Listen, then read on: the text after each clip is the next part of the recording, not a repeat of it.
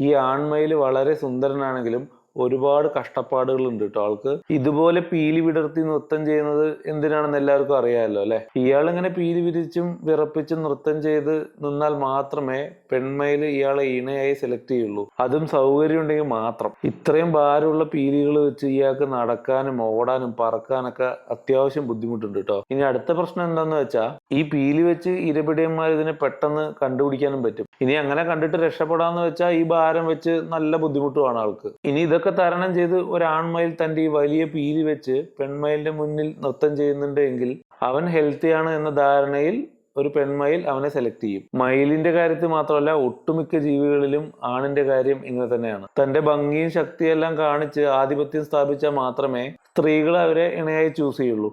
ഇനി ഈ സെലക്ട് ചെയ്യുന്ന ആൾ എപ്പോഴും സ്ത്രീകളാവുന്നതിന് ഒരു ബയോളജിക്കൽ റീസൺ കൂടി ഉണ്ട് കേട്ടോ. സ്ത്രീകൾക്ക് ഈ അണ്ഡം മാസത്തിൽ ഒരിക്കൽ മാത്രം ഉണ്ടാവുന്നതാണ്. പക്ഷെ പുരുഷനാണെങ്കിൽ ബീജം ഒരു സമയത്ത് ലക്ഷക്കണക്കിന് ഉണ്ടാവുകയും ചെയ്യും. ഈ അണ്ടവും ബീജവും ചേർന്നാണല്ലോ അടുത്ത തലമുറ ഉണ്ടാവുന്നത്. അപ്പൊ ആ മൂല്യമുള്ള അണ്ടം വഹിക്കുന്ന സ്ത്രീ തീരുമാനിക്കും ഏത് ശക്തിയുള്ളവന്റെയോ അല്ലെങ്കിൽ ഭംഗിയുള്ളവന്റെയോ തലമുറ ഉണ്ടാക്കണമെന്ന്. ഇനി മനുഷ്യർക്ക് ഒരു സാമൂഹിക തലം കൂടി ഉണ്ടെങ്കിലും അവരുടെ കാര്യത്തിലും ഇങ്ങനെയൊക്കെ തന്നെ ആണോ എന്ന് നിങ്ങൾ കമന്റിൽ അഭിപ്രായം പറയണേ. കാടിനെയും വന്യജീവികളെയും കുറിച്ചുള്ള കഥകൾ ഇഷ്ടമാണെന്നുണ്ടെങ്കിൽ ഫോളോ ചെയ്യാനും മറക്കല്ലേ.